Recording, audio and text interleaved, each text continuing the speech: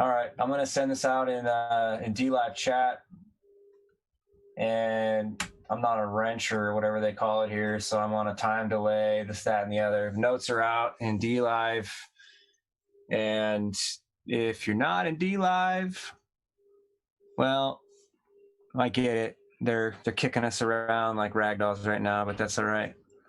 Where you can go. Better stated, where can you go, or where you can go. Punctuation saves lives, as they say. You can go to patriotsoapbox.com, go over to the menu tab, go down till you find shows, click on shows, look for this banner, and you can get to the notes right here underneath the section read, watch, think for yourself. There is a link here to the archives, takes you all the way back to episode 1. They are in groups of 10. We are on episode 91 tonight. Episode 91. We are going to look at Iarpa and their Mosaic program, multimodal objective sensing to assess individuals with context, contextual assessment of the human organism. That is the human resource, that is the human capital for the commodities-based industrial revolution 4.0, or the fourth industrial revolution, whereby humans truly become commoditized up to and including their very actions and their very thoughts. So we looked at smart dust and this idea of real-time sensing, being able to gather data or gather intelligence, real-time sensing. We looked at that.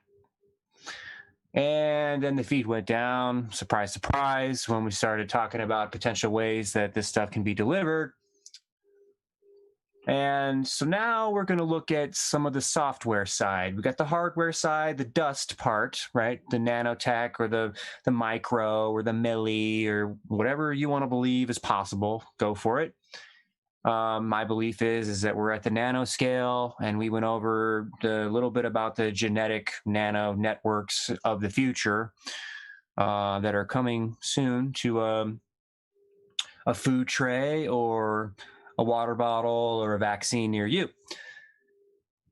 So to set the table for multimodal objective sensing to assess individuals with context, otherwise known as Mosaic, going to steer you over to humaninternet.org, where we have sections here underneath bioenergy interfaces that deal with a watch, that deal with earbuds, that deal with cameras, and the antenna piece is waiting. We are waiting for electromagnetics. We will go through the history of it, the implications of its effects, both ionizing and non-ionizing, thermal and non-thermal, and then these subtle variations with which these things can be used to do things like purify your blood or modulate your nervous system, or any other number of fun-filled things they can do with electromagnetics, because we in fact are electrochemical and we emit electromagnetic energy and we're receptive to electromagnetic energy. And if you don't believe me, before we get to the main event, I'll steer you over to Human Internet 1 on Twitter, where there are a number of posts that I found interesting, so I decided to share them. And this is, I believe, the beginning of the thread. Yeah. And this one, DARPA launches incubators for cognitive dissonance detection. We'll start here. Let's just start here. DARPA unveils new incubators for cognitive dissonance detection, quantum biocomputing, and more. Cognitive dissonance detection sounds like something that could do a lot of good to prevent conflicts or clashes between communities, but there's always skepticism with these types of projects. This incubator seeks to develop ideas for identifying and detecting cognitive dissonance, or when a person or community holds two beliefs that are in conflict. Oh, you mean like an election? Oh, and specifically when a belief is in conflict and action. So, manifestation of two different beliefs conflicting. For predicting when confronted with conflict, what action the conflict will take to resolve the tension. Oh, therapy. Change beliefs, change actions, add rationalizing thoughts, trivialize the inconsistency. Hashtag propaganda. Of particular interest is how repeated and recursive cycles of confrontation and resolution shift belief and or actions over time. Weeks, months, or even years of slow, subtle, gentle manipulation so that you are re-engineered into the model commoditized citizen, global citizen, the global citizen of the future, of tomorrow. What clever ways we can study this. Cognitive dissonance detection incubator will be headed by Dr. Bartlett Russell. I think she's the new head of DARPA, actually. Interesting lady. Nice resume if you want to look her up. Gamifying the search for strategic surprise. She's managing a program called Gamifying, Game Theory, the search for strategic surprise. Ooh. And we have a biocomputing incubator, hardware Trojan identification, blah, blah, blah. So anyway, in this thread, and I encourage you to go view it, there is DARPA to resurrect top secret Pandora project. What is the Pandora project? This was back in February of 2017, a few days after Valentine's Day. DARPA develops the weapons of the future. It funds everything from basic science to advanced technology though the ultimate goal is always to develop something that can be used by the military. The untold story of DARPA, the Pentagon agency that changed the world. Mind control. DARPA, better known as DARPA, is embarking on a new program called Radio Bio. Radio Bio. Now, what is Radio Bio? We're going to get into that a little bit real quick. We'll spend more time on it on another episode.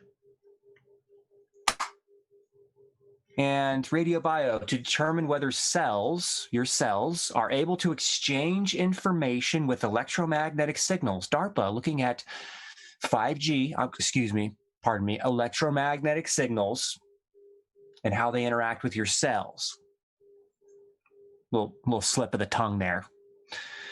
And if so, what the cells are saying, so identifying biologic communications, yes, and how they actually do it, so how they actually communicate. To do this, the new initiative seems very close to the once top secret Pandora project. The Pentagon wants to know more about how your body cells use electromagnetic radiation to talk to each other.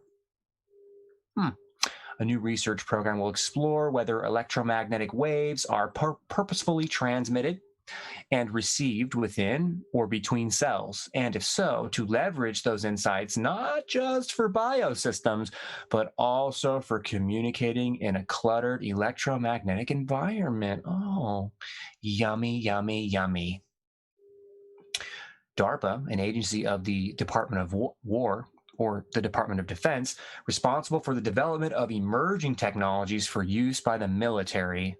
DARPA was created in 1958 by President Dwight D. Eisenhower. Its purpose was to formulate and execute research and development projects to expand the frontiers of technology and science with the aim to reach beyond immediate military requirements. So the Pandora Project. Many of these ideas about cell-to-cell signaling are not new. 25 years ago, Ross Addy described how cells can whisper together across the barrier of cell membranes. Such messages, he believed, could control complex biological processes. Further, Addy maintained that external electromagnetic radiation could also activate, overwhelm, or muddle such processes. These are commonly known as non-thermal effects. Oh, you mean stuff that the FCC deems as legal and safe for the public? Non-thermal? Because that's really one of the only ways that current wireless radio transmissions are regulated, whether or not they heat up your tissue beyond, I think, 1 degree Celsius, maybe 2, over a average of a 6-minute period of time, if I'm not mistaken. And then there's another for 30-minute exposure time. Anyway, trivial details that, the bureaucracy that is the FCC could give a crap about you. They don't care. They're run by lobbyists, and they are part of the entrenched bureaucracy. And the FCC regulations for electromagnetic energy have not really been revised technically since 96, with a few subtle tweaks up until now, other than spectrum allocation so they can monetize it and make money. But really, the radiation exposure levels were set back in the 70s.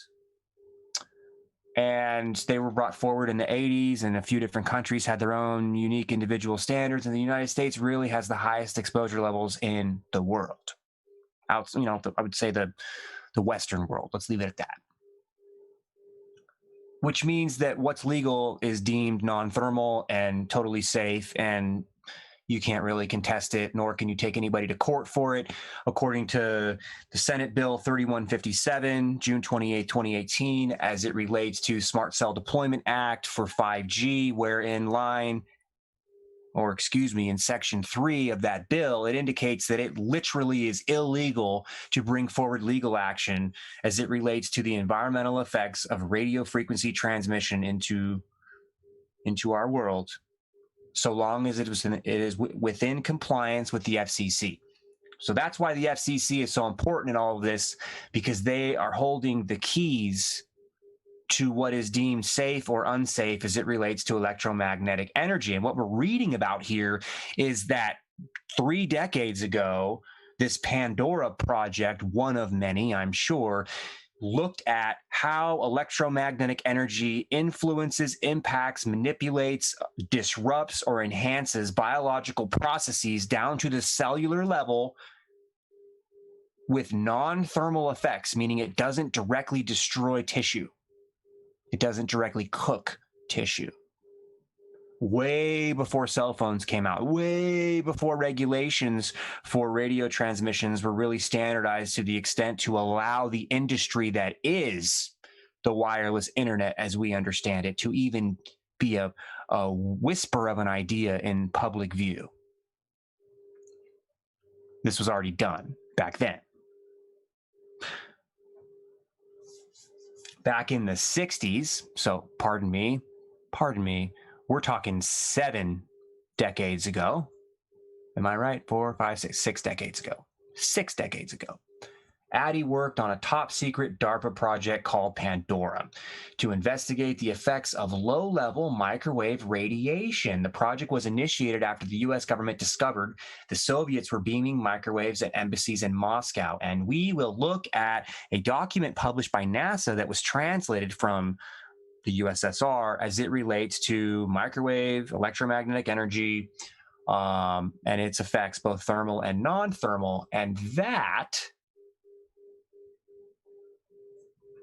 is in one of my tabs, one of my 1,000 tabs that I have open right now. And I don't think that I am going to find it on the fly. So just know that it's here somewhere. Yeah, I'll have to look for it. Anyway, we're gonna get there very, very soon. And off we go. Let's look at the next Twitter post real quick. This idea of Iceman. This is the Air Force and DARPA looking at electromagnetic influence of neurology in pilots because it's making them not perform properly in an airplane. Can organisms sense via radio frequency? This is from the University of San Diego. Electromagnetic signaling and magnetic resonance. Transduction of the geomagnetic field. Evidence for alpha band activity in the human brain. unraveling the mysteries of bacterial communication using, of course, wireless energy, radio, bio, and other recent U.S. bioelectromagnetic. Well, let's see what this one says. And then we'll get into the main event here. So this document you can't get without approval. It's through the IEEE. You have to subscribe and pay money and all of this yummy stuff. Radio Bio, which is this DARPA program that's resurrecting Pandora that has to deal with electromagnetic energy interacting at the cellular level. And then other bioelectromagnetic research programs. The IEEE is an international organization that sets standards for things like Wi-Fi or the 3GP or the 3GPP, which has to do with 4G, 4G plus, 5G. They regulate nano networks, personal area networks, wireless area networks, metropolitan area networks. This is IEEE. IEEE is the group that does that. So we will continue. Possible mechanism for synchronized detection of weak magnetic fields by nerve cells. We will go through all of these, by the way. Electromagnetic biology and medicine, skin aging primarily associated with the alterations in the dermal extracellular matrix. So aging can be influenced with this stuff. And this was an interesting pictographic infographic, but we're not going to go there. Let's get to our main topic today, which is Iarpa and this Mosaic project. So we have, just keep in mind, we have watches that understand what's going on with your body and your brain. We have earbuds that understand what's going on with your body and your brain. And we have cameras that understand what's going on with your body and your brain. I'm paraphrasing this because we have gone over these things ad nauseum on this show. We may, again, it's very important because we all have them. We're all around them. We all know people that use them, and they're the greatest, coolest things in the world. They make you feel hip and like you're somebody, and that you've arrived. You've got enough money where you can buy one of these things and wear it, and it's useful, and you love it, and it's sleek, and it's sexy, and damn it, I want one. Well, let's see what they can do with something like that. Mosaics. Pay attention. Pay attention because this is coming to a workplace near you. #contact tracing. That's just the infrastructure to get this stuff online, piped through the big data centers and the AI cloud so that this, what we're going to look at today, can happen. And this is subverting your constitutional rights. First and foremost, your privacy. And a whole bunch of other ones too. Because if they have a profile on you, they could just say, no, you're not qualified for that promotion, or no, you're not hired. We found somebody else who's more qualified. And you don't really know why. They don't tell you why, because it's safer that way. They don't have to. And reality is they're completely violating your right to due process, your right to face your accuser, your right to privacy, which by extension then will cause you to self-censor your speech and start complying with other social norms that are deemed acceptable so that you can do things like feed your family. And it starts with stuff like this. So pay attention, stay tuned. Selecting and evaluating a workforce is well suited for the psychological and cognitive demands of the diverse positions across the intelligence community is an important and persistent need. This is growing in importance as the pace and complexity of the challenges facing the intelligence community workforce grow and expand. Methods that enhance our ability to evaluate an individual's psychological drivers, cognitive abilities, and mental wellness and resilience will enable improved capabilities to select the right person for the right job, evaluate and help maintain optimal performance throughout their career, and better understand and anticipate changes in an individual that may impact their work effectiveness, productivity, and overall health and wellness. Oh, it sounds so good. To address this challenge, the Mosaic program, courtesy of Iarpa, the Intelligence Advanced Research Projects Agency, sub of the ODNI, the Mosaic program aims to take advantage of multimodal, mobile, worn, and carried sensors. Multimodal, mobile, and worn on your body carried sensors. Cell phone, watch, headphones, potentially smart dust, nanotech, or this radio bio program, right? Where you don't need to wear anything because they'll just interact with you at the cellular level to understand what's going on. And we will go back into ion cyclotron resonance that deals with being able to put a human inside a complex magnetic field. And what I mean by that is more than one field at the same time that overlap and do very sophisticated things, whereby then they can control the ion flow in your brain cells and your nerve cells to turn some on, turn some off, make some fire, make some not fire, and, make you walk around and say things like beep, beep, boop, boop. What are my instructions?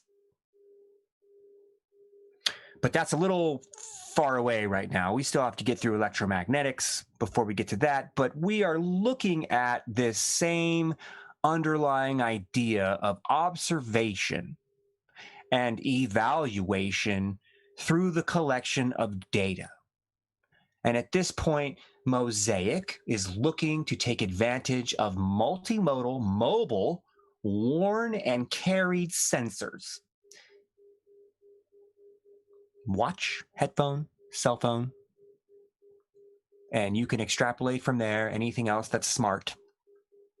And we can go over radar technology, courtesy of Google patents or others if you wish, but electromagnetics plays a huge piece in this. The intelligence apparatus that will be possible or grown or magnified as it relates to these complex ultra-wideband applications that are going in phones, that are going in Wi-Fi routers, that are going in the cell networks, coupled with the higher millimeter waves, is going to be a cornucopia of intelligence as it relates to everything about you, down to the size of your organs and what your horizontal action is, if you know what I'm saying. So, watch, headphones, phone. We're going to keep it simple. And that's why I opened with this piece here on humaninternet.org. You can go to these sections and look at what they do. It's highlighted out for you. It relates to interacting with the brain. That's the focus here, although it does other things too. Carried sensors and the corresponding data of these sensors, what they're collecting, right, enable the measurement of an individual in situ, meaning in motion, in real time, in their environment, throughout their daily activities. People being evaluated and monitored throughout their daily activities using an aggregate of behavior, physiology, social dynamics, physical location, and proximity, as well as other novel data sources. Research in this program will aim to establish convergent, coming together with multiple data sets to realize some profile, to establish convergent validity of multimodal signals, many, many signals, all being looked at simultaneously to form a colorful mosaic, hence the name of the program, across a range of research-defined context and over time to enable accurate and personalized evaluations. Accurate and personalized evaluations. Sounds like targeted advertising, doesn't it? Well, targeted advertising would benefit greatly from programs like this, right? So the commercial applications are limitless. And what I mean by that is simply this. The commercial applications will allow for the commoditization of this information and the justification for this technology, these platforms, to be developed and deployed for economic purposes. And they already are. They already are. The architectural components of this are already deployed, right? Headphones, watch, phone, wireless networks, all the software for emotional analytics, for verbal audio analytics, for visual analytics, for web browsing history analytics, for contextual analytics with what you write, all of it. It's already there. This is just a polishing and a refinement so that your psych profile is a little more accurate than your own assessment of self, because it's going to be done by AI and a computer. So it's anticipated that research teams will develop and test a suite of multimodal sensors to collect a range of subject-focused and situational data, build capabilities to develop an integrated model of the subject, a 3D view of you, their behaviors, and the social and physical context, who you know and who you blow, and advanced methods to personalize modeling approaches to develop accurate assessments of an individual over time, which means predicting your behavior before you do it. And we will move on. Mosaic is anticipated to be a 2-phase program. Briefly, each phase will focus on the following: with progressively more challenging metrics, implementation and testing of a suite of mobile, worn, and/or carried sensors to measure the target constructs using data collected from diverse volunteer participants, meaning you sign the terms of service to use something like an application or an API like Facebook or Twitter or Instagram or whatever, or the watch or the headphones, or hell, even the freaking phone, just to be able to use the phone, right? So volunteering, diverse volunteer participants, right, that provide informed consent because they give you the 3,000-page terms of service that nobody reads because they just want to use the damn service, and you're signing away all of your constitutional rights, to measure them during daily activities, because we're all being spied on, we all know that, along with more controlled data collection periods, meaning that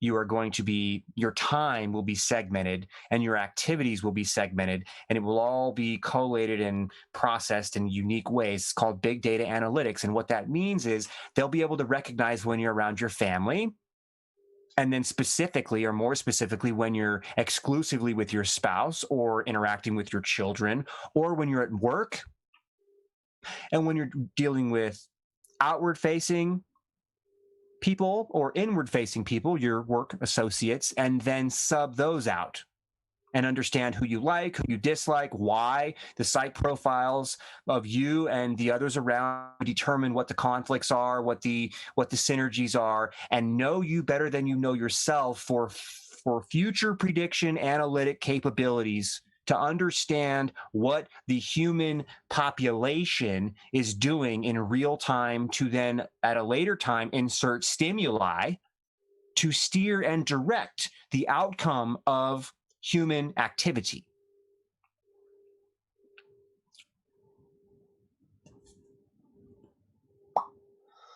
So, in both phases of this Mosaic program, Mosaic, what a pretty name, against target metrics will be evaluated by an independent test and evaluation team.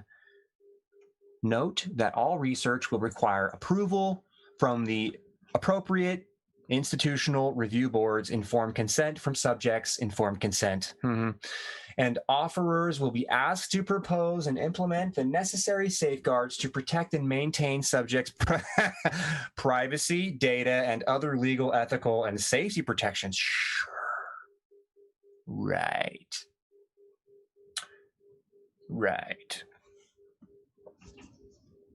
Collaborative efforts and teaming among potential performers will be encouraged. It is anticipated that teams will be multidisciplinary, including but not limited to expertise in behavioral, cognitive, and psychological science, mobile computing, and pervasive sensing, signal processing, data science, machine learning, data privacy and security.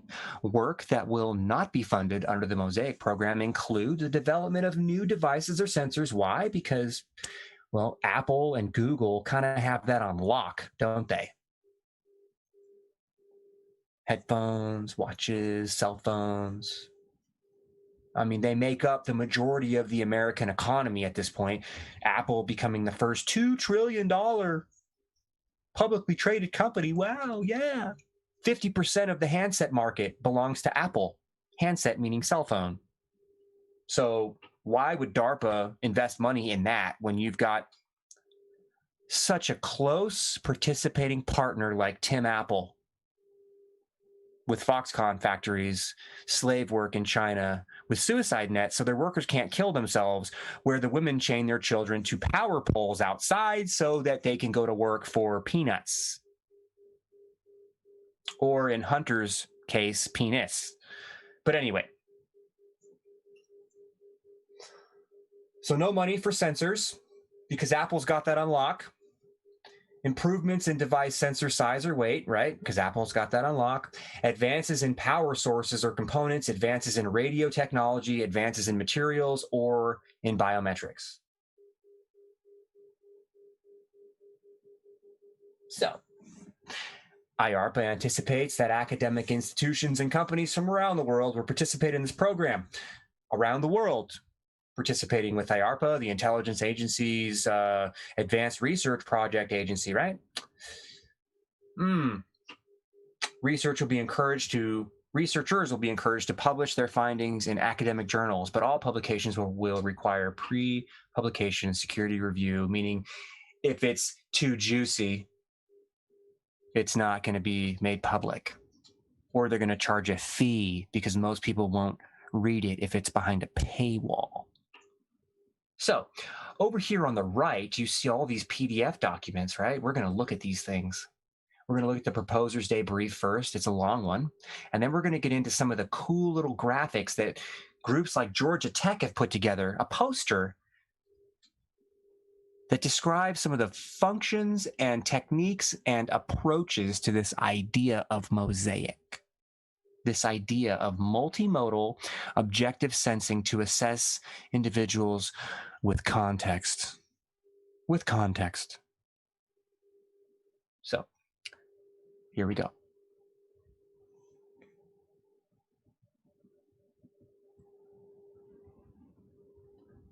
Proposers Day, multimodal objective sensing to assess individual with context. 2016. Before.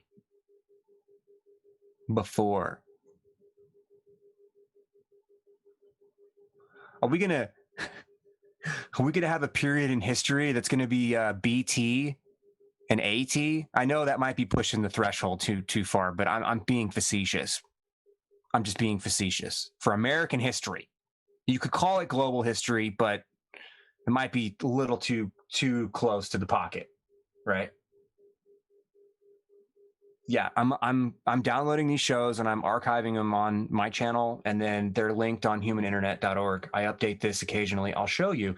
If you go to humaninternet.org, you go to the section that says live broadcasts, and there's Cyber Human Frontiers. I participate with Indy. Once a week, we do a show. Cyber Human Frontiers channel is linked here. Patriot Soapbox show page for Big Tech is linked here. And Big Tech playlist on YouTube is linked here. And then as I am able, I bring them over to this site and post them all here. I mean, they're all, since I started archiving, they're here. And the titles of them are down low. And I try to do what I can with graphic design. I'm not that good at it.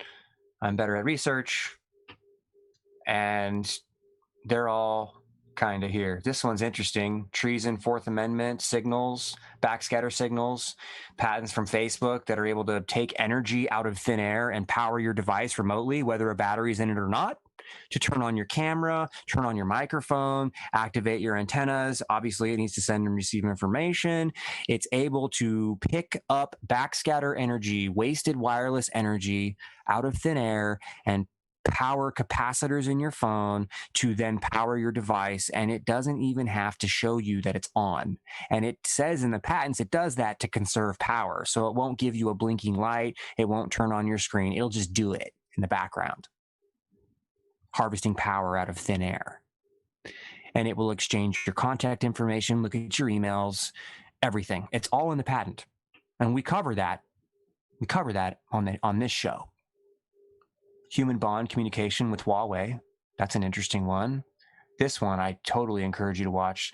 5G epigenetic protein and phenotype manipulation, where they can use electromagnetic energy to literally change how your cells express proteins in your body. Your skin is an antenna. 5G COVID-19 is over here. Brain Q, being able to grow and steer brain cells, regrow and enhance nerves, meaning rehabilitate severed nervous systems or traumatic brain injury. This is a company that's funded by Google. It's an Israeli-based company. Data analytics and AI to use coil antennas and other conductive materials that are functioning as antennas to put you in an electromagnetic field with specific resonance to activate specific neural circuits in your brain. We go over that in detail. Anyway, so that's here under media, live broadcasts, humaninternet.org. For those of you that want to look, Big Tech Playlist is also here, and that will take you over to the YouTube channel where it's updated. And it's all updated. I haven't uploaded the Smart Desk show yet. I will work on rendering those as time goes on. And off we go. Back to this. Mosaics. So, it's anticipated to be a multi-year research and development program. The program seeks to develop and validate unobtrusive sensor-based methods, meaning you won't really know it's happening, to assess static and dynamic aspects of an individual's cognitive abilities, your brain, how well you process information, how well you think, how well you reason, your critical thought, as well as your emotional response and the emotional spectrum that is 50% of how we process information. More so if you're a woman. I'm not saying that to be a misogynist. It's a proven scientific fact. And for good reason. You guys, or you females, are much more dynamic thinkers. Way more connections in your brain than men. Way more. Way, way, way more. So, if anything, it's a compliment. Cognitive abilities, different styles, interpersonal style, and well-being. Mosaic program aims to take advantage of multimodal, mobile-worn, carried sensors, as well as other media sources. Like a TV? Or a smart thermostat, or security cameras, or anything that's got a wireless connection, to aggregate activity and behavior, physiology, social dynamics, physical location and proximity, as well as other novel features to develop personalized assessments. Check this out. Use the scientific method for workforce development. Welcome to the technotronic era. What does a technocracy look like? Use the scientific method for workforce development. Ensure that intelligence community agencies use evidence-based methods to recruit, select, train, motivate, and retain an adaptive workforce able to achieve the performance levels required by the intelligence community missions. The intelligence community operates an increasingly complex, turbulent, fast-changing threat environment. This environment has important implications for recruiting, training, organizing, retaining, and managing the IC workforce. In stable environments, organizations can rely on stable work practices overseen by a relatively rigid administration that directs a generally hierarchical and compliant workforce. That's 1990s corporate mentality. In turbulent environments, Organizations require innovative work practices, flexible administration, and a creative, inventive workforce, given rein to find new approaches and novel solutions. The workforce of today, so that you can be here today and gone tomorrow. There is no loyalty. There is no longevity. You are on your own, which is this balkanization, isolation mentality, so that the rest of us can be controlled when the example or two are made. And in the intelligence community, it likely results in something like fill in the blank. Fill in the blank. You've got people being whacked. You've got people that are being persecuted in court. Flynn, Stone, and others. Lewandowski, Manafort, and on and on and on and on and on. Some may be right so, some maybe not. It's your prerogative to do your own research. Nonetheless, that's a method, lawfare. And there are other methods as well, shadow banning and removing payment processors and other methods that are used to squeeze, because we are, in fact, talking about a technocracy.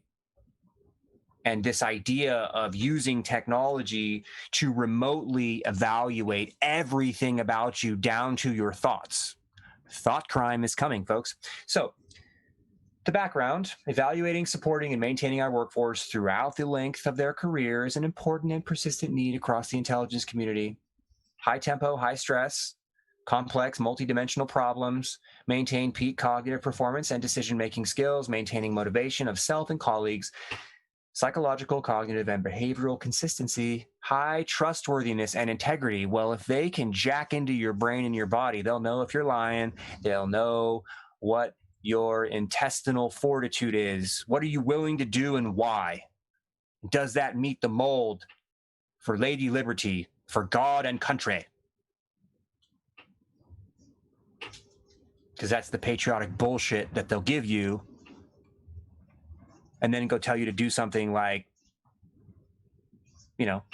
pick something. We could check Biden's laptop and come up with some examples, and they'll just tell you it's for God and country, and anyway, I'm getting myself irritated. Moving on. Evaluations of these aspects occur before and during the hiring process, as well as throughout someone's employment tenure. So you're evaluated before the hiring process, meaning your profile, your dossier, everything about you. And why are we putting iPads in everybody's lap? And why is Wi-Fi now proliferated in every single household? How far back is before the hiring process? Is there a limitation on that? Will there be limitations on that when this gets rolled out to big tech companies, Google, Facebook, Twitter? What about telecom companies who are all into big data analytics and competing for media platforms with news organizations and other media companies who are getting into communications? Everything is homogenizing. So how far back is before the hiring process? You have to be a good little high school student. You have to pray to Chavez if you're in Venezuela before you get your milk and rice cereal. You pray to Christ and nothing happens, and then you pray to Chavez and then you get your milk and rice cereal. And if you don't do that, are you going to be able to get a job when you grow up?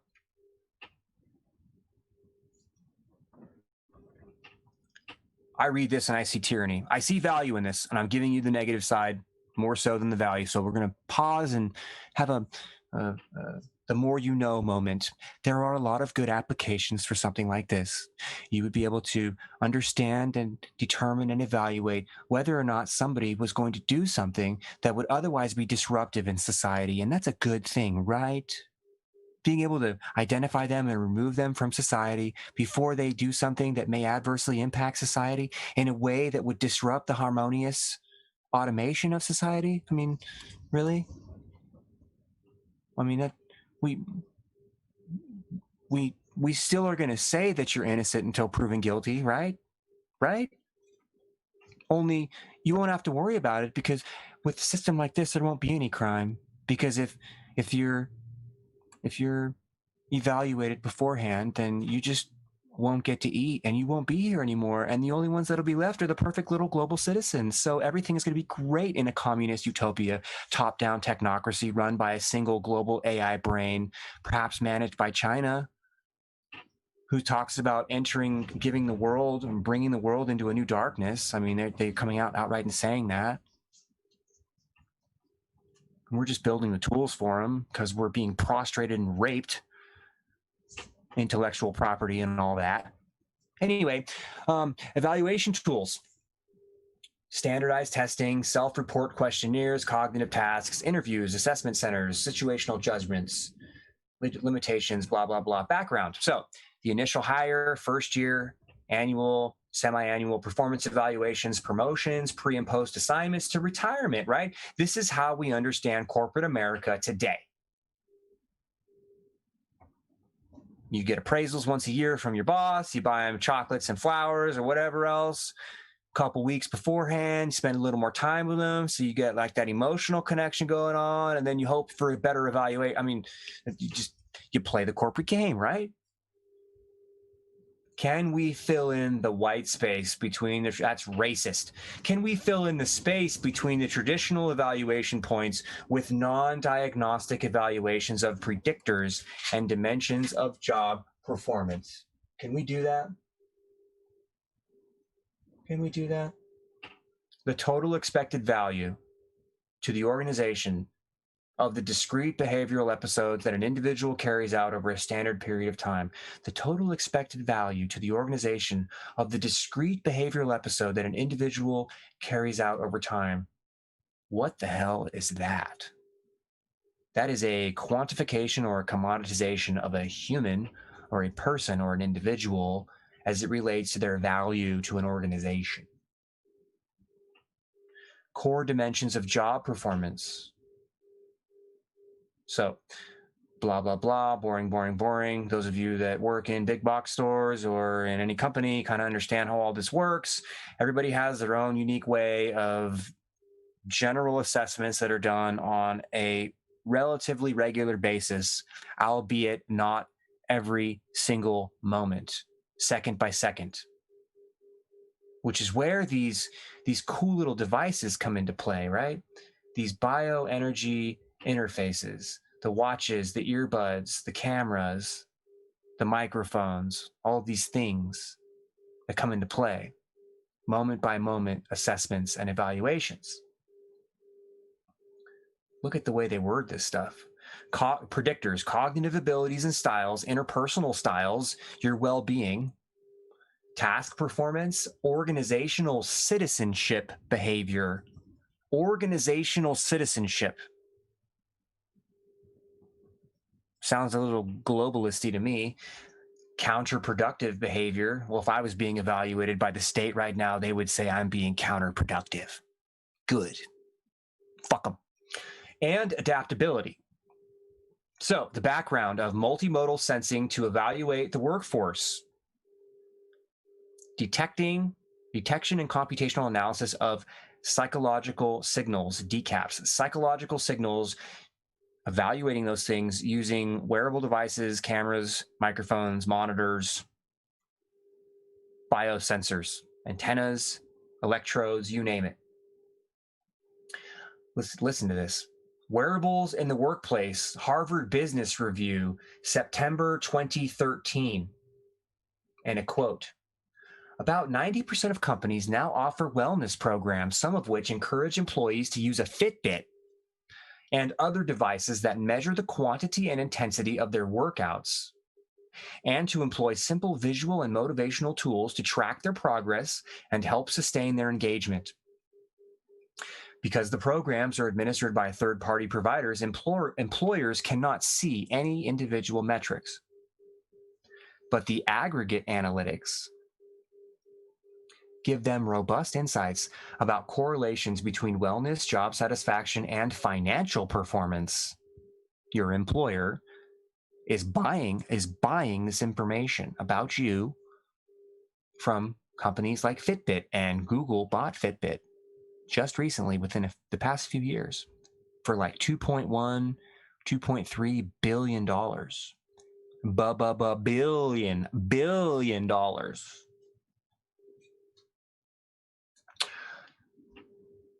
The wellness program provider CareWise, whose members use Fitbit, has found that the healthcare costs of highly engaged participants rise just 0.7% annually, compared with 24% for less engaged participants.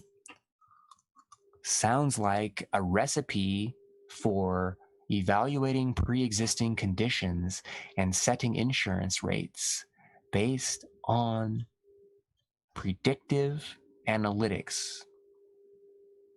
Your financial situation, how much you work out, what you eat, what you drink, your cognitive performance, your emotional response to stimuli. All of these things can be fed into big data to evaluate and then set a price. What is the price? What is the price you're going to pay for healthcare? What is the price you're going to pay for car insurance? What is the price you're going to pay to keep your job, to feed your family? You're going to live on your knees? You're going to lick boots or any other body part? Hashtag Hunter Biden laptop. Anyway, detecting stress from daily measurements. Oh, student life. We'll do this to the college students, right? We'll do this in the indoctrination camps. It's easier to do it there. Stress recognition using wearable sensors and mobile phones. MIT Media Lab.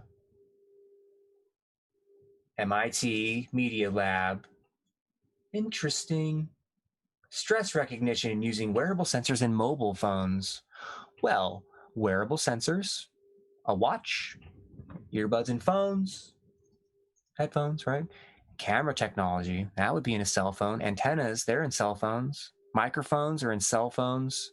They're also in watches. They're also in earbuds. And we'll continue. Sleep surveys, phone surveys, calls, texts, blah, blah, blah. Mobile phone usage, mobile phone plus sensor, classification results, blah, blah, blah. Context-based assessments. Oh. Towards accurate, non-intrusive recollection of stress levels using mobile sensing and contextual recall. Cornell University and Indiana University. And look at what we have here. Electrodermal sensing, heart rate monitors, a talk assistant evaluating your voice for stress, arousal, right? And correlating that with your heart rate and your electrodermal activity. Heart rate, skin conductance, total acceleration dynamics of your wrist, total acceleration dynamics of your thigh. Sounds like a good time. Background, personalized assessments enable more accurate understanding. Condition. And look, we're starting to look at associations here that are the basis for neural networks and big data analytics in 3 dimensions. Bayesian, what they call Bayesian analytics. Bayesian math deals with 3-dimensional objects, applying math to 3-dimensional objects. And they talk about Bayesian math in some of these proposer documents that we're going to get to shortly, whereby these neural networks aren't 2-dimensional flat on a screen. They are 3-dimensional analytics. Wrap your mind around that one.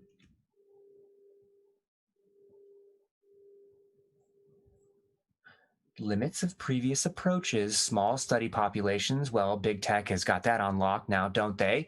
Use of students, friends, family as research subjects. Test subjects, I see. So we're going to use students and friends and family of students as test subjects. We're expanding the research subjects from the military out to the colleges. Social justice, here we come. Single outcome measures.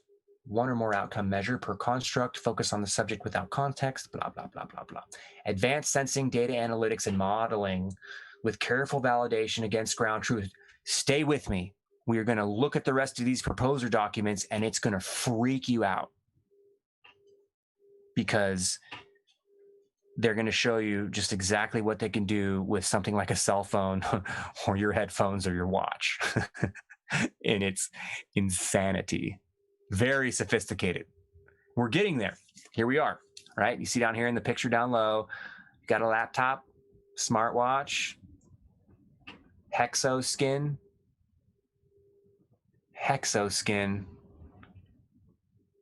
So sensors built into textiles. Well, Google's got that. Project Jacquard, look that up if you want, where they put electronics woven into textile material so that you can communicate with the swipe of the sleeve of your Levi jacket, or something that's inserted into your shoes to evaluate your athletic performance, or a backpack. So we have cell phones here, we have hearing aids or headphones, right? And we've got something that looks like an adhesive patch that's worn on the skin with electronics in it. These are the persistent, unobtrusive, passive sensors. Collect and analyze sensor data, whereby they are cleaned, processed, modeled, and analyzed. Validate predictors, dimensions of job performance. What kind of a global citizen are you? Using ground truth assessments. Oh, yummy. Little 1984 in there, a little Ministry of Truth to evaluate who you are, what you stand for, what you're willing to do, what you're willing to not do, what your weak points are, what your leverage points are, so that you can be exploited. Cognitive abilities and styles, interpersonal styles, well-being. Establish the dimensions of your job performance. Key tech challenges. Software. And that's what we're going to get to here in a moment. Data collection. All about data. Big data is the new oil. It's the new gold. Data. The commoditization of data is the new economy. It is a huge part of the fourth industrial revolution economy is data analytics. Clean and process like a piece of livestock. Model and analysis. Predict scores on ground truth assessment. Performer scores. Automating your work performance.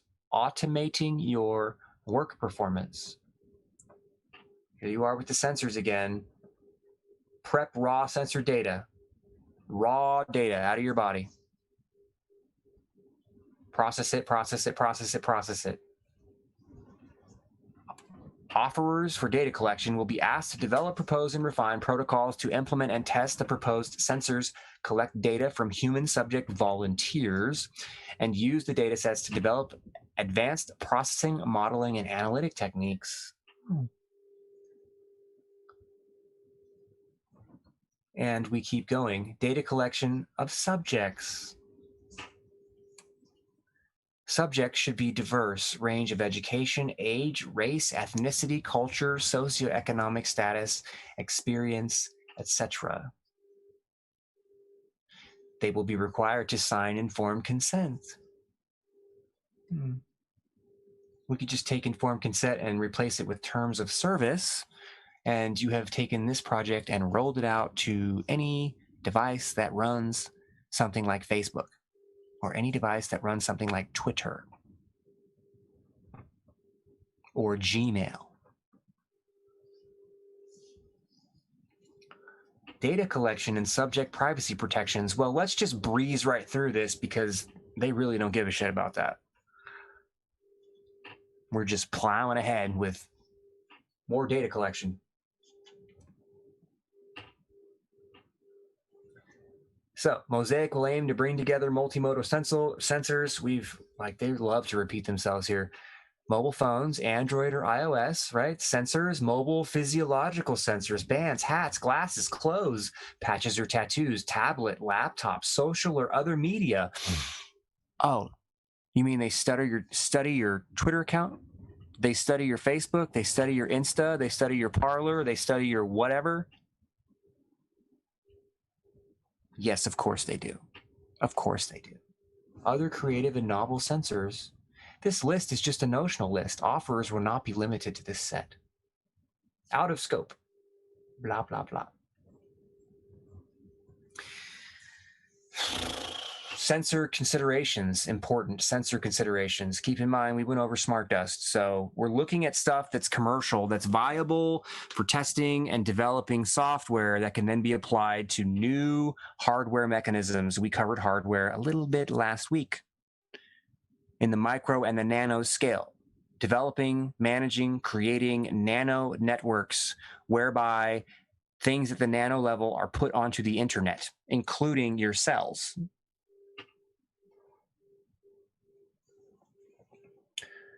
Should be comfortable enough to be imperceptible to the wearer, carry throughout waking hours and during sleep, persistent battery life, at least 24 hours of continuous use without recharging, ergonomic, a size that does not obstruct normal movement, circulation, respiration, ingestion, digestion, neural function, social dynamics, or other activities. So basically, something that you forget about. It needs to be durable and robust. Check out what we have here. We are going to keep going. Talks about the variations of cleaning this data and making it ready. Mosaic flow diagram. Well, we've gone over this quite a bit, right? Gather the data, perform the ground truth assessments by cleaning and processing and modeling analytics, put it in a feedback loop.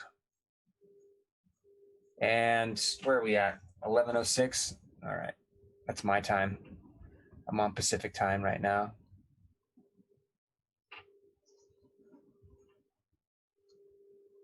We are about ready to move on to the next document because the rest of this stuff, well, this is kind of important. So additional program considerations. This is important. Device and data collection is generally going to be software. APIs and hardware platforms will not be limited, but may be negotiated between performers and government to facilitate T&E, which is just, I'm not going back up. It's just the end metric.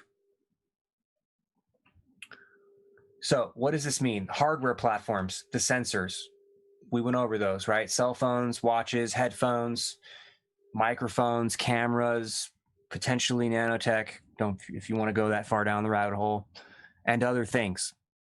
Wireless energy. APIs.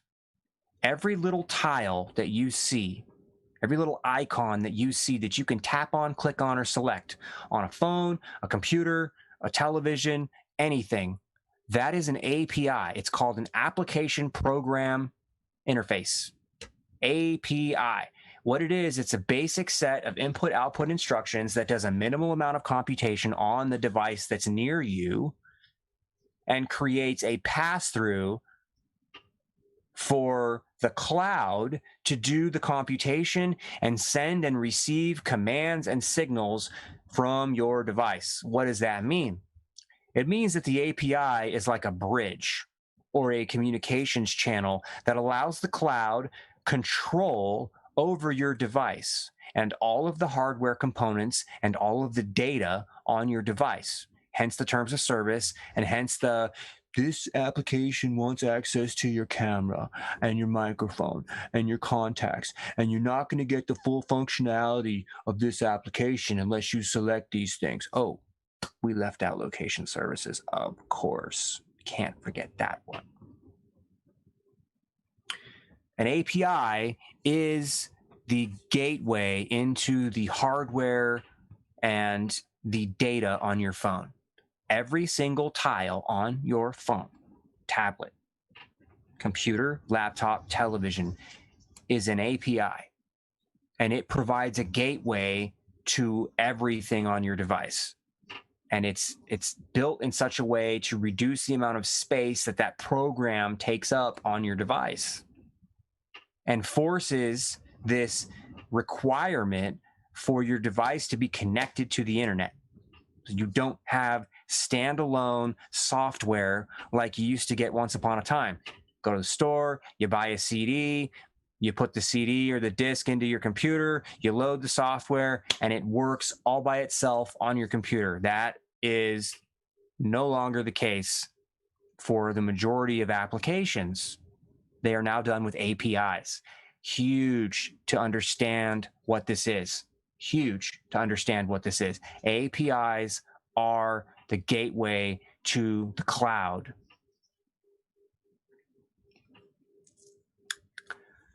So, leveraging open source solutions, device agnostic, will work on an iPhone, an Android, a Crackberry, a Blueberry, a Raspberry, a whatever. It'll work anywhere on anything, with possible incorporation of new technology in phase 2, possibly down selective devices, sensors given in phase 1, blah, blah, blah, blah, blah. Okay, data source analysis, right? Data source, processing, analysis, and results must be traceable, explainable, and no black box solutions. Black box solution is just a real trendy term for something that's proprietary. What they want is a white box solution, whereby it is a standard piece of equipment that allows for a pass-through gateway to ultimately allow software to control what the device does. Non-proprietary, open access.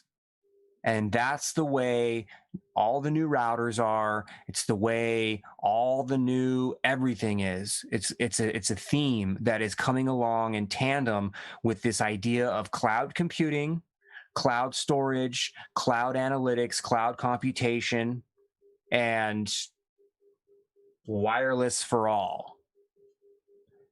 It is this idea of standardizing the hardware so that the software, which is the cloud, we can just say that generally speaking, can access any device at any time without discretion. We're building in pipelines or permanent tunnels, back doors, if you will, tunnels to every single device that then are accessed with things like APIs. And I'm telling you all this in detail so that you understand a little bit about how the architecture of the internet and the cloud works, because this is how they get access to you. And we are looking at extraction of information at this point, not insertion of information.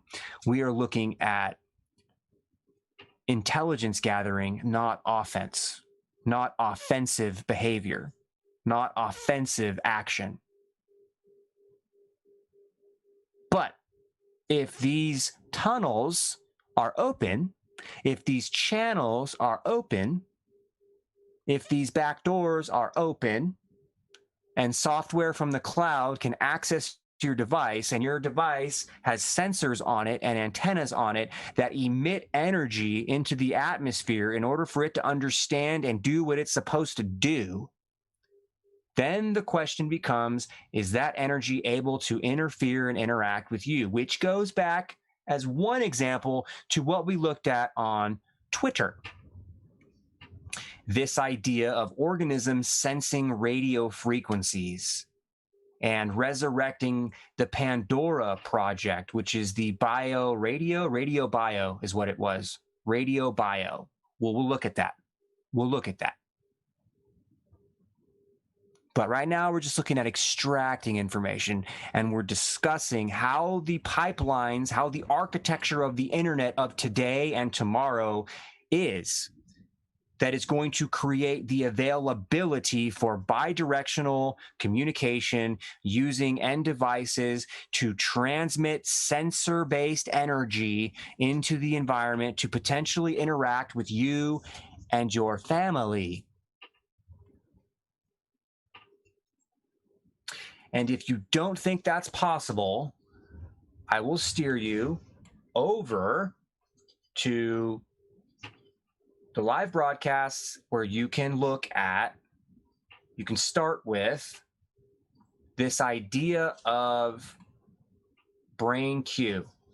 And The reason I want you to look at BrainQ is because it specifically talks about using electromagnetic fields to rewire your brain, to rehabilitate your brain, whereby they can take the new brain cells that are formed out of the olfactory center and they can, with electromagnetic fields, steer them to specific areas of the brain because they can resonate specific centers of the brain to then replace damaged tissue and then stimulate the neural circuits in the brain when the tissue has been repaired to reestablish neural circuits. And it's all done with electromagnetic fields. And it's described in detail in this particular episode. BrainQ to grow and steer brain cells and regrow and enhance nerves. So, if you have nothing else to do, that's a 2-hour show. I highly recommend that you watch it. So, data collection, team composition, summary, 42. Good. Moving on. This is, so you remember all these PDFs on the side? Yeah, we just went through the Mosaic Proposers Day. It was 40 some odd pages. The rest are not this long. We are going to look at some of the fun little activities. This is not all. These are just some of the participants. This is all software. This is all computer science. And this is all developing algorithms to utilize sensor platforms and then process that data in meaningful ways. That's really what this whole program is. Adaptive immersion technologies, unique qualifications and capabilities, assessment scoring algorithms, development scoring optimization and passing scores, leveraging game development and gamification principles, game theory, to create immersive simulation-based training and assessment solutions. Technology-enabled performance assessment and diagnosis, computer adaptive assessment and training employing modern psychometric theory. Modern psychometric theory. Huh. Algorithm development, optimization, and benchmarking for real-time simulation-based assessments. So, cognitive, non-ability, and biographical history, specific capabilities and research. Look at this. Work pool, potential candidates. Are you smarter than a 5th grader? Yes. Okay. Ability or non-ability? What are you willing to do or not willing to do? What are you willing to do or not willing to do? And if you pass, then you go to biographical history. Why? Because they are fucking obsessed. They're obsessed with genetic history, with your upbringing, and your biography. You could limit that. I went to the extreme on that real quick. A little more reasonable, digestible approach would be looking at your biography. What have you done with your life? What's your pedigree? You go to community college? You go to a state school? Or did you go to university? And if you went to university, did you go to Harvard or Yale or Purdue or Cornell? Well, maybe you'll be qualified and maybe you won't. Maybe you'll just be a foot soldier instead of a bureaucratic piece of shit. Moving on. Evolution and application of machine learning algorithms for complex pattern recognition. This is AI stuff, guys. In training and performance, developing novel methods for measuring human performance and resilience. Developing database. It's not even written properly. Developing databases of associated knowledge, skills, abilities, and other characteristics for intelligence community domains. Using analytic and visual cognition data visualizations to enhance human sensor capabilities. Implementation and testing of mobile, worn, and/or carried sensors for construct measurement. Novel methods for measuring cognitive abilities and stress resilience. research in machine learning applications, big data, and artificial intelligence. All of these programs fuse together. When you look across the suite of DARPA, Iarpa, Iarpa, which is the Department of Energy's Advanced Research Projects Agencies, they have many, many, many fields of study, and they all sort of overlap and interface or interlace with each other. And it's called compartmentalization. It's really what it is. It's compartmentalization. Albeit it's intelligent compartmentalization, because you farm out to the Department of Energy things that they would be much better suited at researching and or partnering with universities on or corporations on. That would be a different sort of subset of skills or subset of research topics on a larger overarching idea than somebody like DARPA versus somebody like Iarpa. So they each have their strengths and weaknesses, and from that, they compartmentalize programs and then aggregate them at the higher levels. That's how it works. Let's move to the next one. So this is really, really interesting. And this is APTEMA, Human-Centered Engineering. I'll give you a view of this whole page here real quick, and then we'll get down to the nitty-gritty. It's a nice page. Looks like a nice flyer.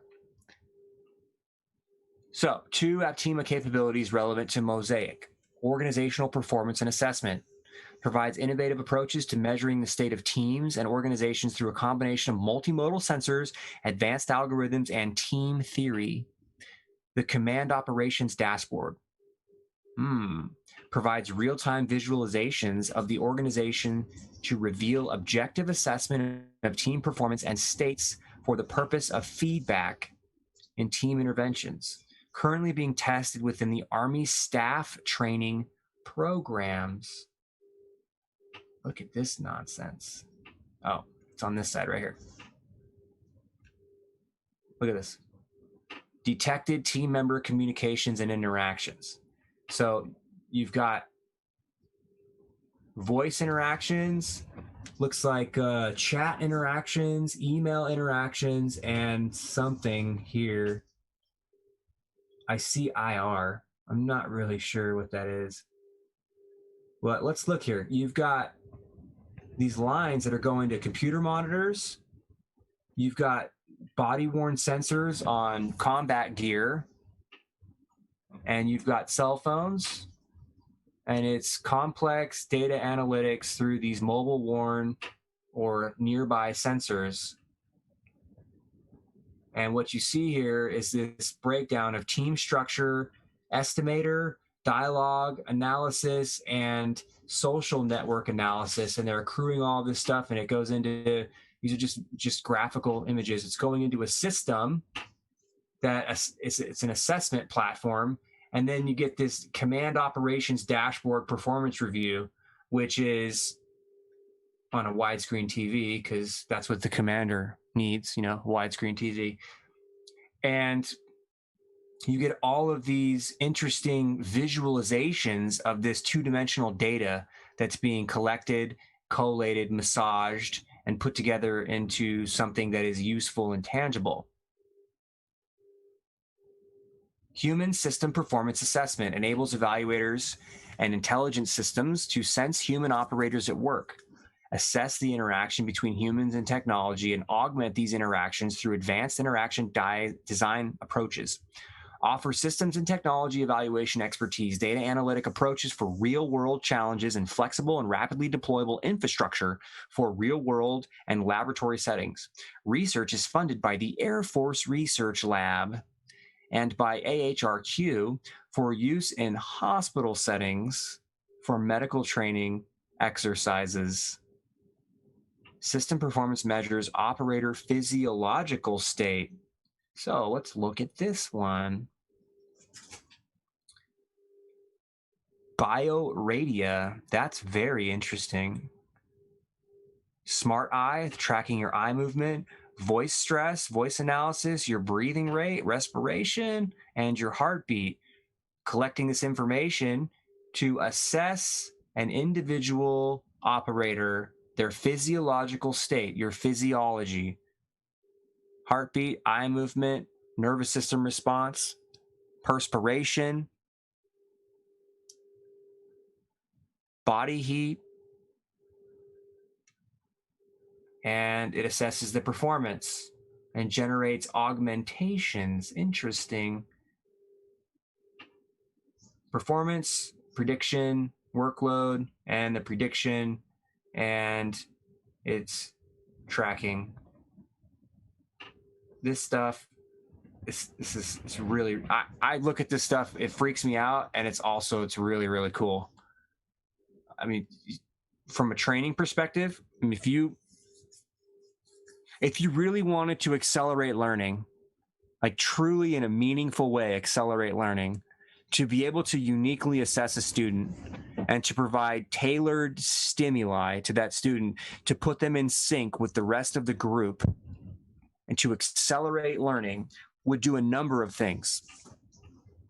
It would enable people to obtain knowledge, much more knowledge, much earlier in life, which sets them up for better opportunities in the future. It'll uplift society, basically, is what I'm saying in a nutshell. But in addition to that, it is utilizing this idea of augmented learning to work on teamwork, collaboration, and group dynamics. Because if the feedback was done properly, you would be able to utilize and implement other people, not the computers. The computers would just be the platform. You'd be able to utilize other people to work on regulating and balancing the entire group. And I don't mean by virtue signaling or social shaming or cancel culturing or whatever. I'm not talking about that. I'm talking about sharing workload functions, sharing cognitive functions, providing reinforcement learning at the direct cognitive neural interface level. And if we were to do this properly, constitutionally, safely, where you have local participation so that the models of how these things are constructed are unique community to community, so that you don't have homogenized big tech dictating how everybody is wired up, where you have the same idea of a PTA having a large amount of control over what goes on in the school, which is that's just a vestigial at this point. But the idea of it, community participation in this augmented way, we will be setting up future generations to go into places like the military and go into places like higher learning and research facilities, and bringing this concept of synergy and collaboration and innovation to a whole new level, where we will go off planet. We will do things that are completely unimaginable. Having said that, there's my positive spin for this for tonight. Having said that, look at the trend and apply this technology in alignment with the trend that you see right now. And what you get are robots. You get an automated species that all learn, understand, and think the same way. They are taught what to think, not how to think. And furthermore, the opposite model, the good model, the positive pro-American model, I'll just put quotes on that, right? Because this is coming no matter what. We are going here. The species is going here.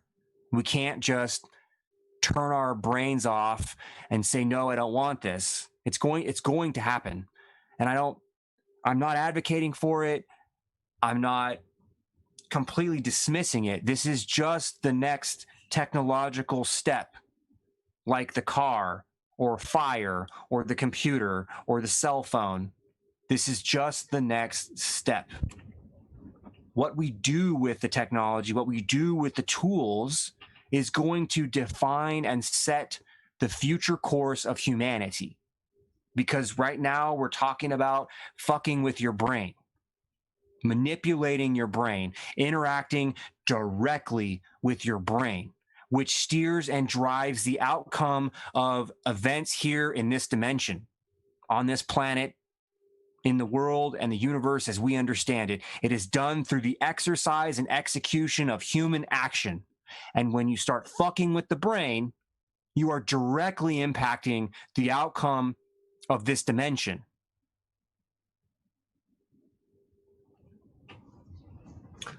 Anyway.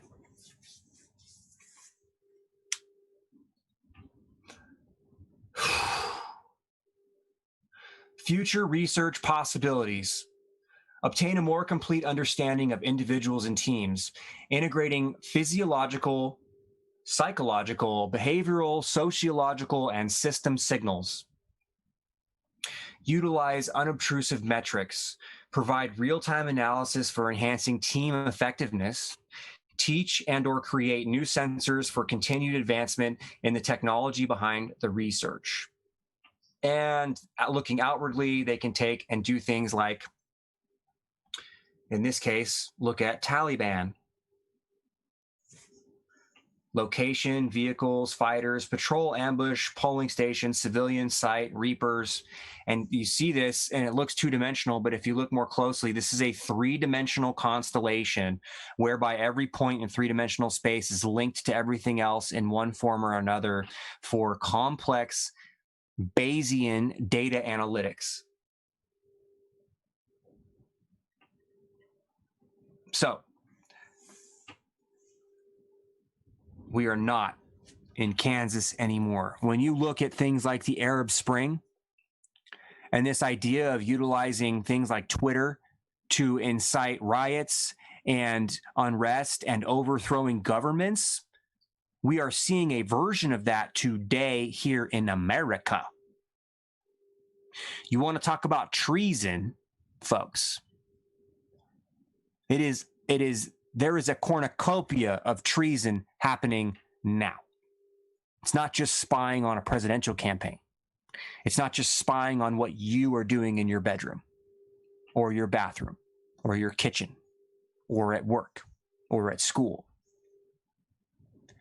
It is stuff like this, using real-time Bayesian three-dimensional analytics to control and steer the outcome of events up to and including overthrowing governments. I mean, we are looking at documents that pertain to mosaics that deal with unique, specific individual human behavior that then is put into data sets that provide analysis and recommendations for entire groups, entire organizations. We'll scale that up to countries.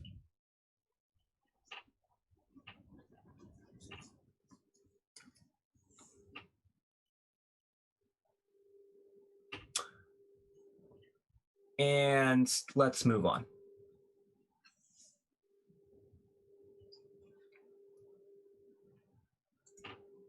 Georgia Institute of Technology. Well, all you ladies out there, if you're still awake with me, computational social science, modeling human behaviors from social media. Employing social media data to detect and predict risk to mental health challenges. Do you want to keep your children? Do you want to keep your firearms? Do you want to keep your job? Well, social media is being studied to evaluate your mental health. And for example, here, there's complex data analytics in this color graph form before childbirth and after childbirth.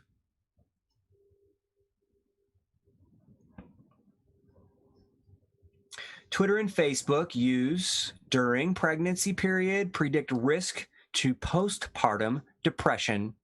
Twitter data predicts risk to major depressive disorder before reported onset. Pre-crime, mind control, thought police. Computational analysis of social media language. How many times did you use the F word on Twitter today? How many times did you use the word God or Jesus? How many times did you use the word Trump or Biden? Computational analysis of social media imagery. Cat videos, dog videos, bug videos, Steve Inman videos. Computational analysis of social network structure, who you know and who you blow, on Twitter, that is. Casual and predictive modeling.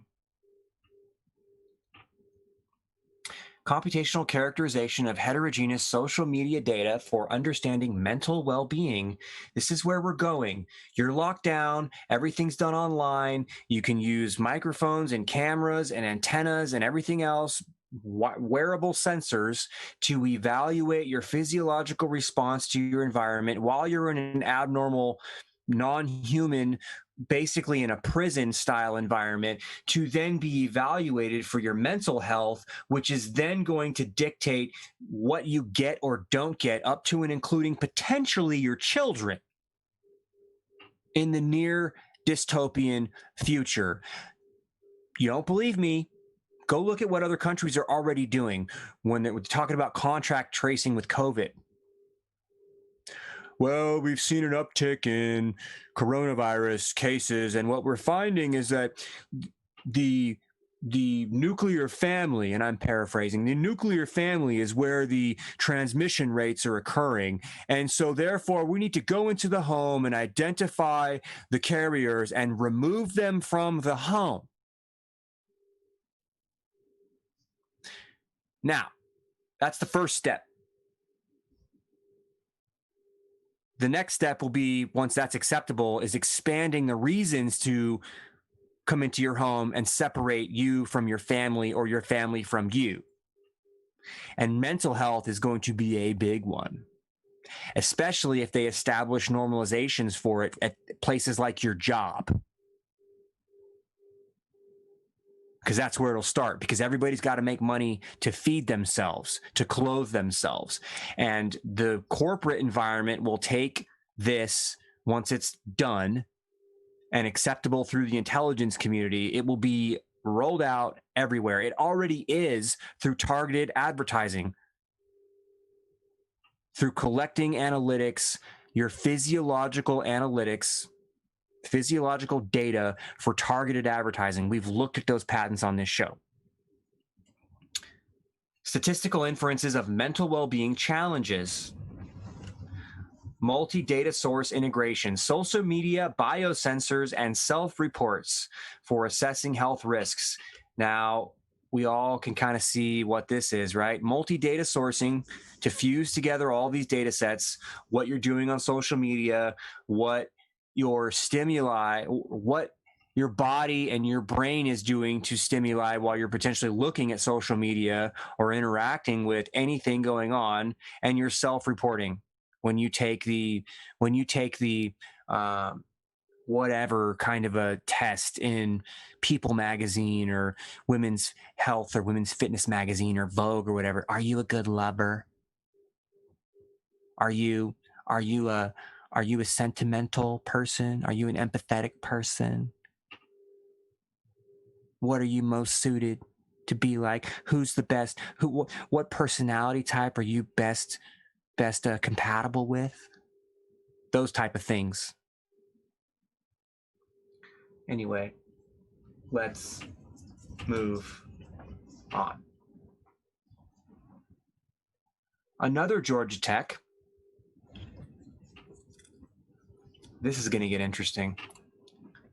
So these are just real cool little diagrams for human social, cultural, behavioral models. Georgia Tech Research Institute developed techniques to compose and dock models of human behavior to enable a more effective modeling of terrorist recruitment.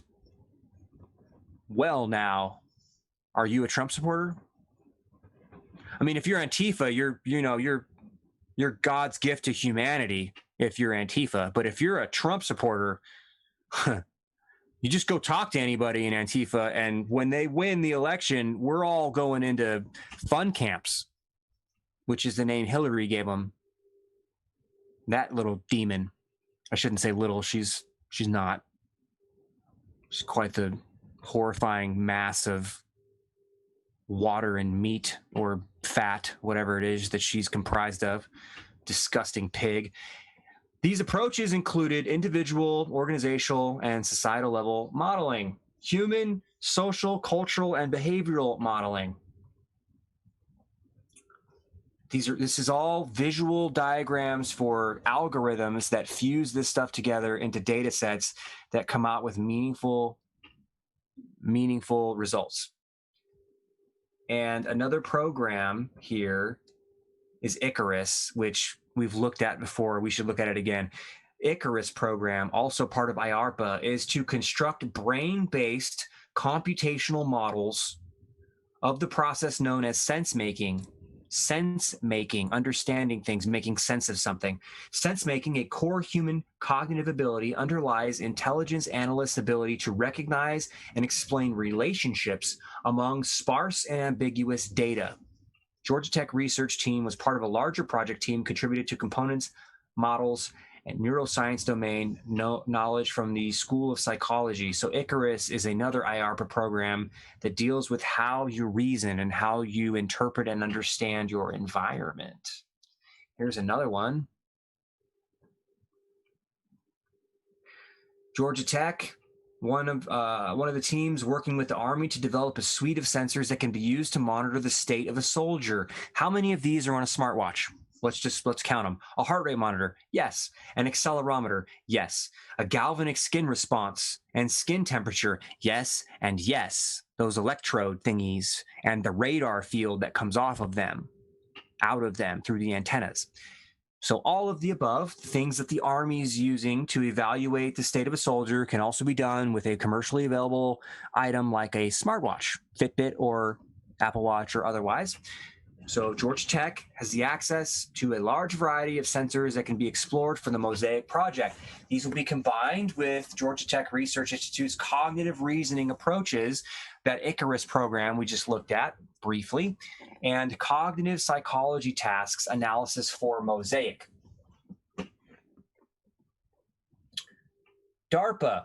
Georgia Tech's team is using fMRI, functional magnetic resonant imaging, to explore human responses to narratives with particular characteristics. We designed a narrative composition prototype using case-based reasoning, learning, and planning augmented by heuristics to provide domain knowledge and constraints and adaptation of capabilities. So what they're talking about here is putting people in an fMRI field. They can do it in an fMRI, which is the giant thing you think about at the hospital, but they have mobile fMRIs as well. And that led me into the ion cyclotron resonance thing. They're kind of related a little bit, because magnetic resonant imaging requires putting somebody in a magnetic field that's a static magnetic field, or a sequence of static magnetic fields that interlace with each other, and then shooting radio waves at them, pulsed radio waves, to then create an image. And when they do that, they can do things like look at the activity in the brain down to like a voxel, which is basically a cubic millimeter. And what they're able to do with that is do things like put people through studies where over a period of time, they show them images and they read their brain while they're showing them images on a monitor while they're in an fMRI field. And then, without showing them any images, read to them something, or have them read something, or have them think about something, and they're able to recreate the images that are in their brain based on what they've learned from the measurements taken while they were actually looking at real images like movies. So they can read what's going on in the brain and recreate an image on a monitor without the participant, the test subject, looking at anything, just from image formation, imagination, or visualization straight out of their brain. That's just one example of what they can do with that fMRI. Just one. And that stuff was being done back in like 2004, 2008. Oh, I forgot to mention Wi-Fi fields and these new radar fields like ultra wideband and the Google Soli platform and other similar type radar fields that are coming out for gesture recognition and just general sensing. They can put out continuous wave static fields and they can put out pulsed fields. So we're getting to the point where something like a phone or Wi-Fi is going to be able to do functional magnetic resonance imaging while you're on your couch or whatever, wherever you are. Just so you know. And we'll move on. This is interesting. The Clever Mind. Another nice flyer. A nice flyer. Galvanic skin response has to do with it's also known as an electrodermal response. So they can put sensors on your skin at two different points on your skin. Typically, they're right next to each other in the case of a watch, but they can space them out, and they measure electrical current from the positive to the negative, the two different electrodes, anode and cathode. They can do this from head to toe or from just a spot on your wrist. And what they're measuring is the electrical permittivity or conductivity in your skin. And those things change based on moisture content and blood flow and temperature.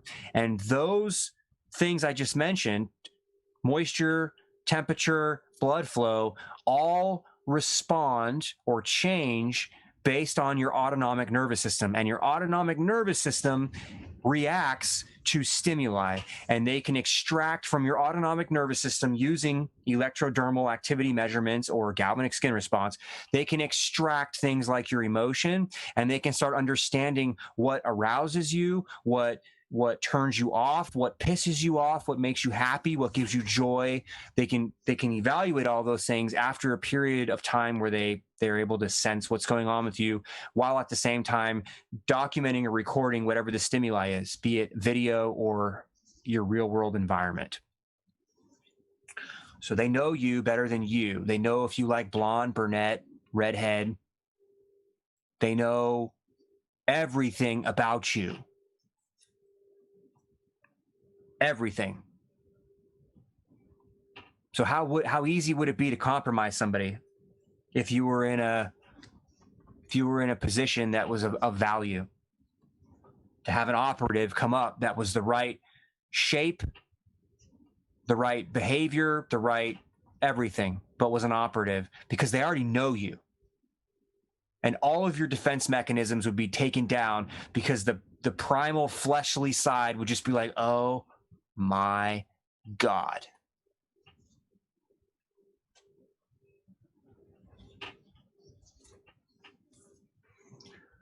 Anyway, Clevermind. Interview anyone, anywhere, on demand via video, #Zoom, #Skype. Stay in your house. Do everything online. Here's why. Uses deep learning to compare individuals against known outcomes. The result, an on-demand diagnostic platform with superhuman accuracy. 600 customers use this. Oh, Discovery Communications, the Dow Jones, American Express, Mercedes-Benz, Red Bull, Qantas, McGraw-Hill, Vodafone, MLB, Dunkin' Donuts, Devon, Carnival, HBO, and more. A deep learning analytics engine that uses machine learning to extract and understand behavioral attributes patterns derived from structured and unstructured digital interactions. What does that mean?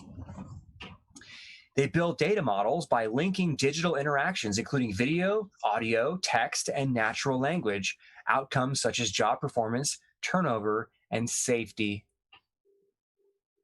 Creepy.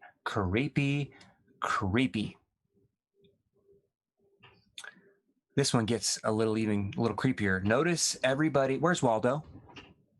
Anybody? Where's Waldo? Where's Walt? There he is. He's wearing a MAGA hat and a MAGA shirt, of course. Mark Logic, integrating data from silos, targeting analysis, 360-degree solution. Check this out. Joint interagency international data collection collaboration.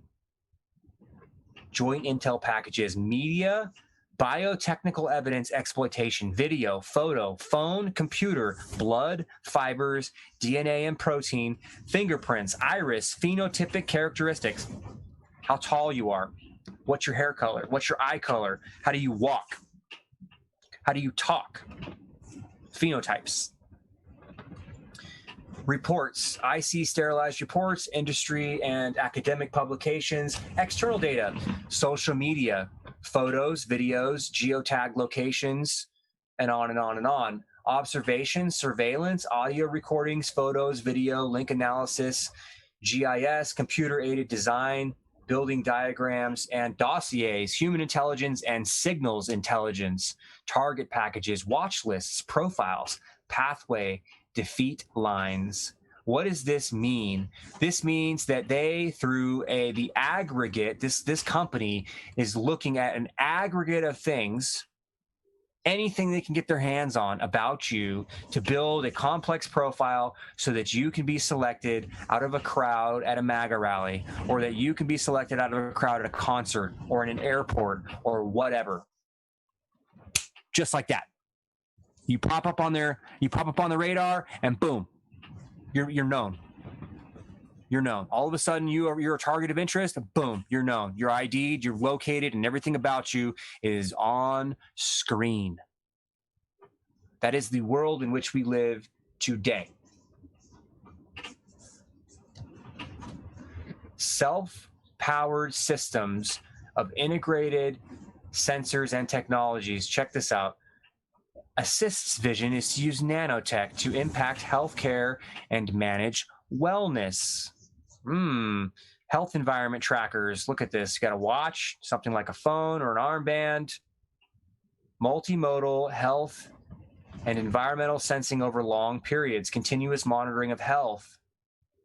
They're looking at patches, disposable patches. Metal oxide environmental sensors. Volatile organic compound sensors, silver nanowire bioelectronic sensors, interesting, polymer-based cortisol and alcohol sensors, hydrogel microfluidics, nanocellulose-based biochemical sensors, energy harvesting research, looking at harvesting energy from acid or from things like temperature or piezoelectricity, sound to electric or vice versa. And you have things that do stuff like this. They're literally just wrapped onto your skin. Long-term monitoring of personal health through wearables. These are just medical prototypes for something like a smartwatch, guys. That's all this is. This is an ozone detector and handheld spirometer validation. Interesting. Wearable data, something in a shirt. There's something in a band that measures potentially muscle activity. We've looked at technologies that can extract brain waves and understand intention by reading the muscle activity in your forearm and your wrist. Look up Control Labs, recently purchased by Facebook. They're looking for a brain-computer interface. Control Labs, that's what they do. They measure your muscle activity to talk to your brain. Longitudinal sensor data for individual self-assessment. Let's see what else is here. This is a lot of reading. This is very, very interesting. This one here is interesting. Mind wandering and engagement. How does engagement emerge from the complex three-way interaction among learners themselves, individual differences?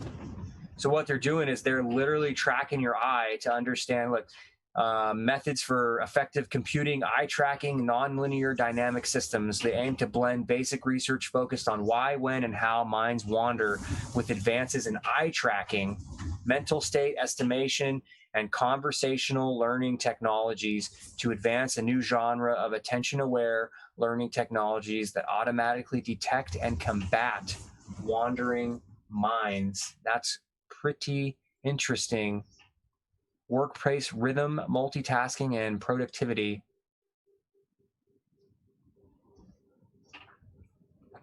And we'll move on. Raytheon looking to partner with Raytheon and the Center for Brain Health in Dallas, Texas, looking for people that understand intelligence collection analysis, cognitive science and neuroscience research, data science and machine learning, signal processing of communications, images, video, brainwaves, EEGs, ERPs, fMRIs, mental processes involved in reasoning, decision-making, and memory. This is their research areas that they want. Use behavioral measurements, cognitive interventions, and neuroimaging techniques. This is Raytheon, folks. Effects of language, both conscious and pre-conscious cognitive processing. Develop an assessment of cognitive rehabilitation programs. And we'll move on. We have 6 minutes left. Multimodal sensor integrated circuits for smart connected health. Printed circuit boards that go down to very, very, very, very, very small scale. Nano-enabled electronic nodes on a common metal oxide semiconductor.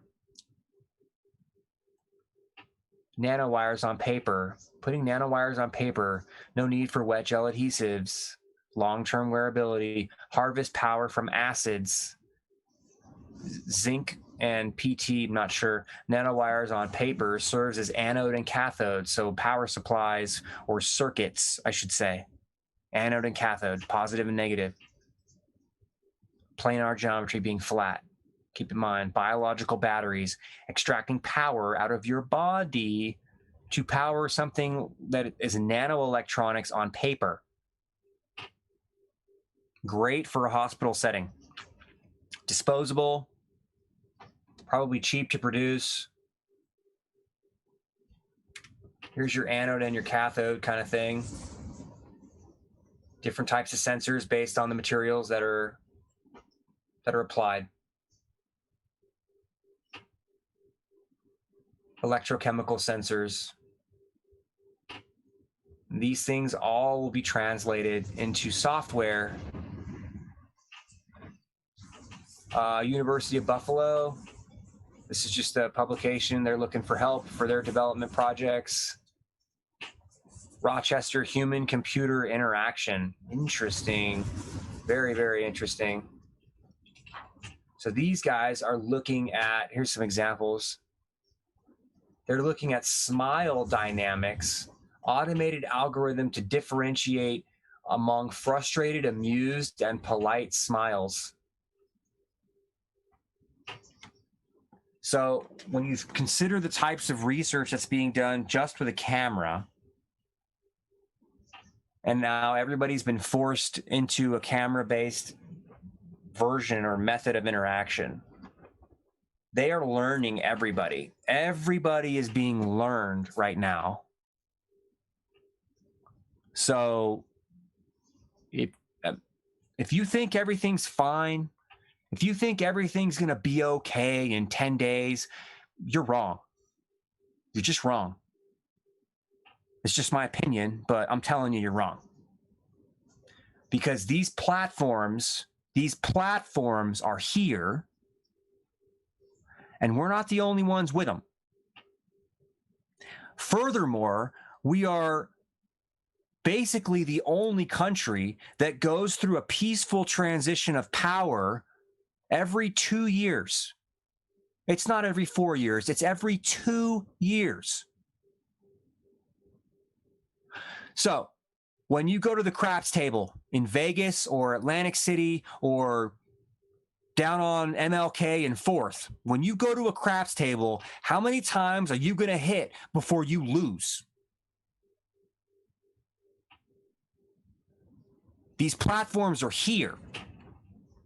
And if we don't codify in law expectations and accountability for the implementation, application of these platforms, we're done. It may not be for 4 more years, but at some point, we're going to crap out. And we are at the point where technology is so asymmetrically advantageous, as soon as we crap out, we're fucked.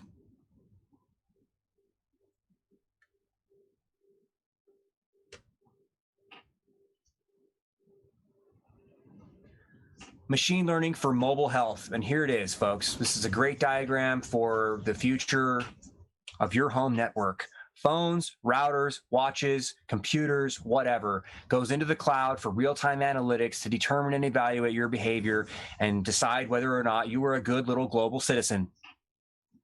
This is where we are. This is where we're going. It's going to get more and more sophisticated. And the further down the rabbit hole we go, just change these out for nanotech and cells that reproduce biologically relevant communication systems in your body.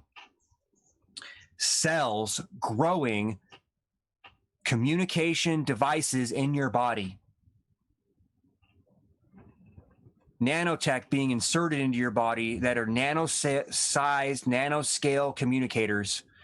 And we're moving into the era of growing this stuff using your own biological processes. And the platforms and the software is ready.